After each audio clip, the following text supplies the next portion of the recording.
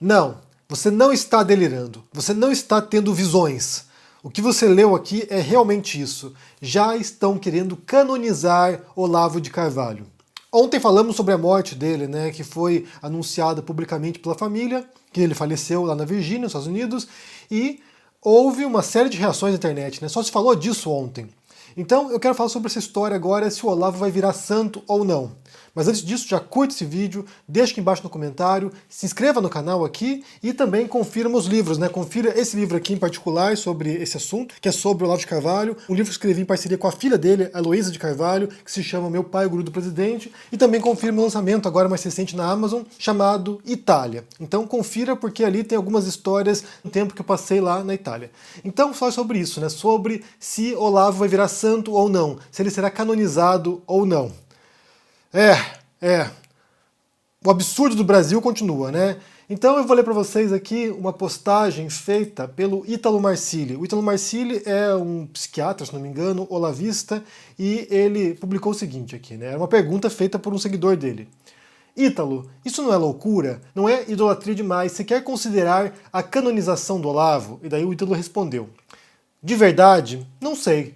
Eu tenho na minha frente 2.906 relatos consistentes de conversão à Igreja Católica através do Olavo. Esse é um dado que não pode ser desprezado, concorda? Em breve divulgaremos uma oração para devoção privada. É simples. Se houver milagres, ele é santo. Em não havendo, é o nosso professor amado.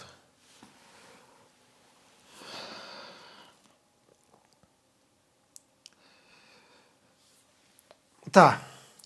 Eu vou facilitar a vida do Ítalo Marcilli aqui e eu vou falar de alguns milagres que o Olavo já fez. Alguns milagres que ele já fez. Já pode ser canonizado para ontem já. Então o primeiro deles, que a gente conta no livro, inclusive, que tem um capítulo aqui sobre as histórias bizarras do Olavo, né? Bem, toda a história do Olavo é meio bizarra, mas algumas são mais bizarras do que outras. O Olavo, ele tinha o poder milagroso de curar dor de cabeça ao olhar para um gato. Eu vou ler para vocês aqui. Esse é um trecho aqui do curso de alquimia do Olavo de Carvalho que ele deu em 96. Segundo Olavo de Carvalho, por exemplo, gato cura dor de cabeça. Como faz? Você olha o gato colocando o olho nele de tal maneira contra a luz de modo que você veja o fundo, que parece uma lua. A hora que a luz bater lá e você olhar, a dor de cabeça para. E o gato dorme 15 horas seguidas. Isto é magia. A definição de magia é você operar defeitos físicos através de imagens, através do olhar. Existem remédios para isso por via cutânea, sublingual, anal, etc. Então o Olavo tinha um poder já, né, mágico, né, miraculoso de curar dor de cabeça olhando para a silhueta de um gato. Primeiro milagre, anote aí, Ítalo. Primeiro milagre, Olavo de Carvalho curava dor de cabeça olhando para o gato, para a silhueta de um gato. É isso. Primeiro milagre. O segundo milagre do Olavo de Carvalho foi ter morrido de Covid, mas sem morrer de Covid. Como é que foi essa história? Explica pra mim aqui. Então o que aconteceu, né? O Olavo, ele teve Covid, pegou Covid semanas atrás, o estado dele piorou, ele foi pro hospital e morreu. Daí o médico disse o seguinte, ele não morreu de Covid. Vou ler pra vocês aqui qual foi a causa mortes do Olavo. Segundo o médico que mora em Brasília, que é, acho que amigo do Olavo, não sei. Amigo particular do Olavo. O Ahmed Youssef El Tassa diz o seguinte, que a morte do Olavo foi deflagrada por insuficiência respiratória aguda por DPOC, que quer dizer doença pulmonar obstrutiva crônica, insuficiência cardíaca congestiva, pneumonia bacteriana e infecção generalizada. Então essa foi a causa da morte do Olavo, não foi Covid. A Covid causa infecção respiratória aguda, né? Então assim, causa e efeito, né? Mas não, para eles não foi Covid. Inclusive eu li umas pessoas falando assim que isso é a mesma coisa que se falar o seguinte, olha, a pessoa tem um acidente de carro, morre, e daí diz o seguinte, olha, a causa não foi o acidente, a causa foi traumatismo craniano. Então foi o que aconteceu. Ele morreu por causa da Covid, mas não morreu por causa da Covid, morreu por causa de outras coisas, de acordo com o médico amigo dele. Aí é o segundo milagre. Contrair um vírus que causa insuficiência respiratória aguda, morrer por causa de insuficiência respiratória aguda e não ser por causa do vírus que você contraiu. Então, segundo milagre. E o terceiro milagre, esse é muito mais, sabe, inacreditável, é muito mais surpreendente, que é o fato de um charlatão ter enganado tanta gente ao ponto de ser considerado por algumas pessoas como o pensador mais importante do Brasil. Isso é um milagre também. Isso é um feito extraordinário. Uma pessoa que não tinha a menor competência em nada, que não tinha formação em filosofia, nenhuma outra formação, ser considerado como o maior pensador vivo. Isso é um milagre. Inclusive o Bolsonaro decretou luta oficial de um dia por causa da morte do Olavo de Carvalho. Basta de pensar, por exemplo, né, que ao longo dessa pandemia houve várias mortes de pessoas importantes na cultura brasileira, na história brasileira, né, figuras importantíssimas. Recentemente, Elza Soares. Muita gente, né, Aldir Blanc, Tarcísio Meira, a lista é longa, né? O Paulo Gustavo, que comoveu o Brasil, a Marília Mendonça, né? Um acidente trágico também que paralisou o Brasil. Ou seja, são muitos artistas e pessoas influentes que faleceram ao longo desses últimos 2 anos. E em nenhum desses casos, o Bolsonaro achou que merecesse, sabe, luto nacional. Em nenhum desses casos. Mas daí falece o Olavo de Carvalho, o guru ideológico desse governo, e daí ele acha que um charlatão como o Olavo merece essa honra. Merece que o Brasil pare para homenagear essa figura, que vai virar santo, porque já fez 3 milagres, né? E um deles é esse, de convencer, com base em nada, com base em vapor, de que ele é um grande intelectual. E daí, eu quero aproveitar esse ponto para ler uma thread no Twitter que fala sobre isso. Ela foi publicada pelo Horácio Neiva, e ele foi aluno do Olavo, então ele conta aqui um pouco essa experiência. Porque assim, olha, eu não fui aluno do Olavo, eu pesquisei sobre o Olavo para entender o que ele dizia e como ele impactava na cultura brasileira e na mentalidade coletiva. Fiz algumas aulas dele, vi alguns vídeos, li alguns livros, mas não fui aluno do Olavo, não fui discípulo do Olavo, não sei como é a relação entre os alunos e ele. Tirando os relatos que me chegaram, né, pessoas que me contaram como era. Mas o Horácio Neiva, ele conta aqui como era a relação entre os alunos, ele foi aluno, como era a relação entre os alunos e o Olavo. Diz o seguinte, o Horácio: "E morreu o Olavo de Carvalho. Talvez não tenha havido, no Brasil recente, nenhuma personalidade do mundo da cultura mais influente politicamente do que ele. O resultado dessa influência está aí: radicalismo ideológico, polarização e degradação do debate público. Sigam o longo fio." Por ocasião da data, gostaria de falar da minha própria experiência com o olavismo e que talvez ajude a entender a influência e o impacto que o Olavo teve nessa geração. Conheci o Olavo nos idos de 2007, por meio de um texto famoso na época, A Tragédia do Estudante Sério no Brasil. O texto tinha muitos elementos que mexiam com o jovem universitário. O Olavo nos tratava como intelectuais em potencial e como vítimas de circunstâncias alheias a nós. Além disso, despejava uma multidão de autores que nunca tínhamos ouvido falar, o que, além de despertar a curiosidade, sugeria a ideia de que 1. Nossos professores eram ignorantes, e o Olavo era a luz. 2. Havia um complô para nos impedir o acesso a essas fontes de conhecimento. Estávamos, na época, no 2º mandato do Lula, e o clima de antipetismo já estava instaurado, apesar dos índices de aprovação do presidente. O mensalão havia minado parte da credibilidade moral do governo. 2008, por exemplo, foi o auge do blog do Reinaldo Azevedo e o ano em que foi publicado O País dos Petralhas. Nesse caldo político, Olavo fazia a associação entre crise da cultura e degradação política, associando o estado geral de ignorância ao projeto de poder da esquerda. Mas noto que, ainda que a parte política fosse um estímulo adicional, Olavo arregimentava seguidores principalmente a partir de um jogo de vaidades juvenis, jovens de inteligência moderada e algum interesse intelectual eram atraídos para um vórtice de ideias e autores. Ideias e autores que, como já disse, nunca tínhamos ouvido falar. O impacto, pelo menos para mim, foi tremendo. Seu professor nunca lhe falou desse filósofo, o maior do século XX? O Olavo era, sobretudo, um grande escritor, coisa que até os críticos admitem. Aqui também havia um texto clássico, Aprendendo a Escrever. Se vocês lerem os dois em conjunto, verão mais ou menos o mesmo modus operandi. Nesse dropping, críticas a professores, intelectuais, etc. No fundo, muitos de nós queríamos conhecer aqueles autores, escrever tão bem quanto o Olavo, e principalmente ter a autoconfiança e o estudo necessários para fazer o que o Olavo falava que qualquer aluno seu faria com 3 anos de estudo. Depois aumentou para 5 e depois para 10. Acaba com qualquer professor da USP num debate, aqui entre aspas citando o Olavo, né? Notem que isso não faz nem sentido. O que significa acabar com alguém num debate? Mas era o suficiente para mexer com o orgulho e a petulância dos jovens. Esse sentimento era potencializado pela comunidade do Orkut do Olavo. Ali se reuniam alunos e admiradores do professor Olavo ao redor do Brasil. Gente com interesses comuns e que, de algum modo, reforçavam nos outros o mesmo sentimento de querer se tornar um estudante sério. Olavo percebeu as demandas dessa comunidade e lançou o curso de filosofia. Lembro bem, e já tuitei sobre isso, que aquele parecia um momento histórico. No ano, acho que em 2009, alunos mais engajados trocavam materiais de aula, apostilas velhas, áudios de cursos antigos. Tudo isso reforçava ainda mais a lenda e o mito de que Olavo era um gigante do pensamento, escondido e que agora teríamos acesso a uma vastidão de conhecimento. Mas observem, E aqui está o pulo do gato. O público era formado, majoritariamente, por pessoas de baixa formação, jovens ou adultos que não tinham formação acadêmica. Mas como eu e essa gente, podia avaliar a qualidade do Olavo, dos autores que ele citava, de suas ideias. Aí está a questão, né? O Horácio pega no nervo aqui, porque a questão é essa.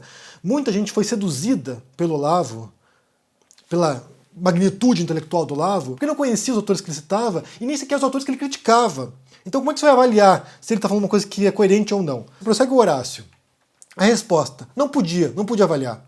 O que fez a fama do Olavo nunca foi o valor de suas ideias, mas antes a combinação de barafunda de autores desconhecidos, o sentimento de comunidade, de seita, o clima de seita, bem, ele prossegue, né? O clima de seita e a ideia de que estávamos resistindo a alguma ameaça política, cultural e intelectual. E esse era um traço marcante do Olavo.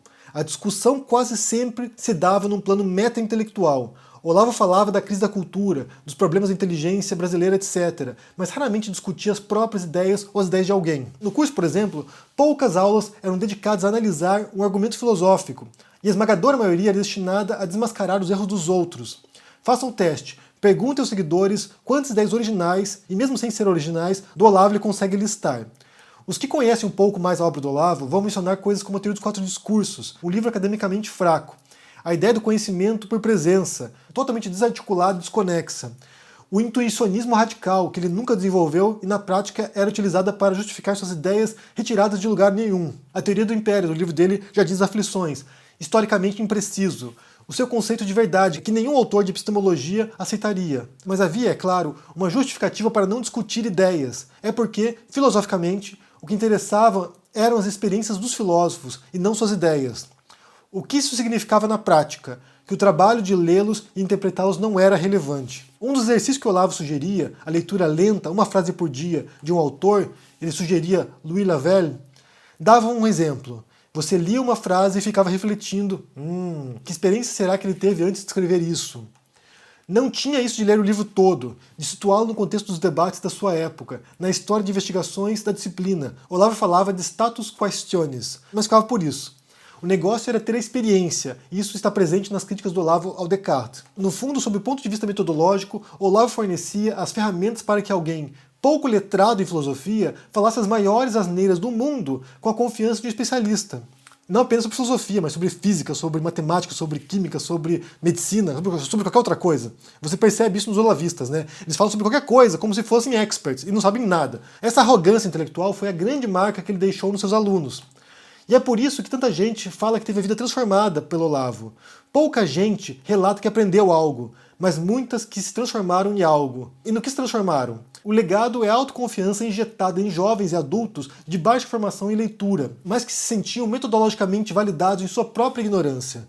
A filosofia do Olavo dava ferramentas para ignorantes se acharem inteligentes e julgarem os demais burros e estúpidos. Essa autoconfiança, essa violência, que no início era apenas intelectual, encontrou terreno fértil no bolsonarismo. E é aqui que os caminhos se cruzam. As ferramentas que o ignorante intelectual recebeu também eram ferramentas de radicalismo político. Olavo dizia que estava formando uma nova geração de intelectuais, mas, no fundo, estava formando uma nova geração de militantes. Isso se percebia pelos cacuetes introjetados nos alunos, pela constante emulação que muitos faziam até dos jeitos do Olavo. Você pode perceber, né? Fumar charuto, suspensório, sabe? Coisas... O que essa geração formada pelo Olavo buscava não era estudo e conhecimento, mas sim validação e, de certa forma, poder. Poder para se afirmar em relação a amigos e professores, e, no limite, poder para se afirmar em relação aos esquerdistas.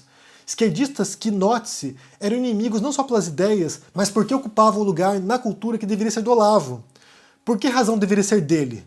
Perguntem hoje para os alunos que escrevem seus elogios. A resposta será porque o Olavo falou. Saí disto para nunca mais voltar há 10 anos. Quando hoje vejo jovens relatando a profunda transformação operada pelo Olavo, lembro dos meus tempos e nutro a esperança de que, assim como eu, eles também possam perceber o que percebi, que não havia nada ali.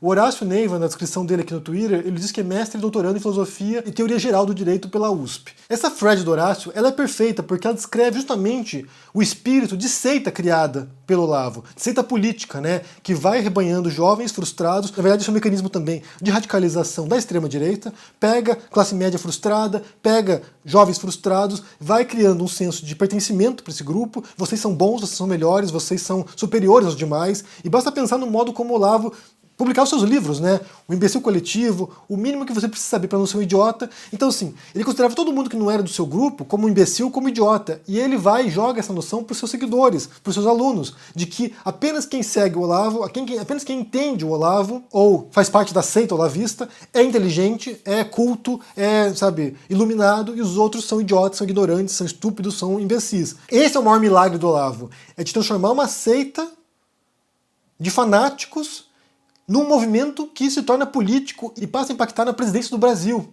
Falei sobre isso ontem aqui, ditando rumos do governo, indicando ministros para o governo Bolsonaro. Ministros do MEC, secretários da Cultura e o chanceler Ernesto Araújo. Então, assim, tem uma figura que conseguiu, sabe, sequestrar o debate público e levar para rumos sombrios. E aqui, para concluir esse vídeo, só vale mencionar duas coisas. A primeira delas, que aquilo que o Horácio descreveu aqui é justamente o motivo por que tão poucos alunos de filosofia, ou professores de filosofia, ou pesquisadores, caíram na conversa do Olavo. Porque uma das atividades feitas, né, uma das tarefas feitas na faculdade de filosofia, quando você estuda, né, na universidade, o que você aprende lá é ler. É você ler os filósofos, é você ler os textos, é você analisar os textos, é você, sabe, ponto a ponto, compreendendo a dinâmica do texto, como é que ele se estrutura, como é que é o argumento do filósofo, o que ele quer dizer. Eu não sei se mudou muito a grade curricular nos últimos anos da filosofia, não sei. Pois faz quase 20 anos que eu me formei, mas eu me recordo muito bem de disciplinas monográficas nas quais o que a gente fazia basicamente era sentar com um texto, sei lá, do Platão, do Descartes, do Hegel, do Kant, e passar um semestre lendo o texto daquele filósofo. Ponto a ponto, linha a linha, o professor explicando o que ele queria dizer, como aquilo se relacionava, onde ele queria chegar. Então, assim, esse trabalho de leitura cuidadosa, quando você pega um autor como o Olavo, quando você pega um livro do Olavo de Carvalho, você constata justamente aquilo que o Horácio falou, que ele não tem nada, ali é vazio, é um vácuo. Se tem uma competência que você tem que extrair do curso de filosofia, é a capacidade de ler e analisar um texto filosófico. Se você cursou filosofia e não sabe fazer isso, você desperdiçou seu tempo lá. E o segundo ponto é que é importante mencionar que há muitas tradições filosóficas, há muitas tradições políticas na história da humanidade, né? Então, assim, você tem progressismo, você tem comunismo, socialismo, você tem conservadorismo, você tem liberalismo, e há muitas ideias interessantes nesses movimentos, nessas correntes de pensamento. Há muita nobreza nessas correntes também, mesmo no conservadorismo. É muito fácil demonizar conservadores, porque o tipo de conservador brasileiro é esse tipo tosco, grotesco, ignorante. Mas há muita nobreza nessas correntes filosóficas, e há algo a ser aprendido com elas também.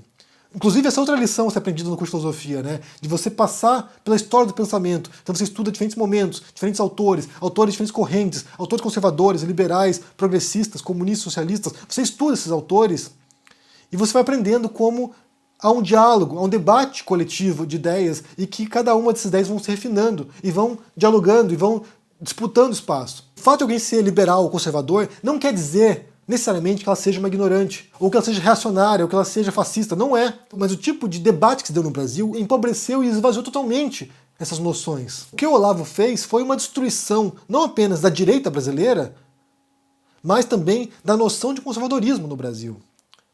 Se ele prestou um serviço para alguém, foi para a destruição dessa imagem do que é a direita. Eles esperavam um revival da direita, né, talvez um retorno triunfante, mas o que eles fizeram foi expor como essas criaturas no Brasil são toscas. Porque há um debate interessante entre conservadores e progressistas na Europa, por exemplo. Você tem ideias estimulantes, mas no Brasil não. No Brasil você teve o Olavo dominando esse cenário. E o estrago foi feito. Possivelmente a gente terá que voltar ainda nos próximos dias, falar de alguns aspectos que surgiram ao longo desses debates que se deram ontem e hoje, estão se dando ainda, porque tem coisas ali que me incomodaram, me perturbaram, me intrigaram e eu quero dividir com vocês também. Mas me diga o que vocês pensam sobre essa história toda aí, sobre a canonização do Olavo de Carvalho. Se fosse para canonizar alguém que converteu novos fiéis, eu diria que tem que canonizar o padre Marcelo Rossi, o padre Fábio de Mello, porque esses padres pop certamente converteram muito mais pessoas para o catolicismo do que o Olavo. Diga o que vocês pensam no comentário aqui embaixo, deixa o joinha, se inscreva no canal aqui, se torne um membro ou um apoiador para dar uma força, confira esse livro aqui, Meu Pai, Grupo do Presidente, que conta as histórias bizarras do Olavo de Carvalho, e a gente se vê por aí. Um abração e até mais. Tchau!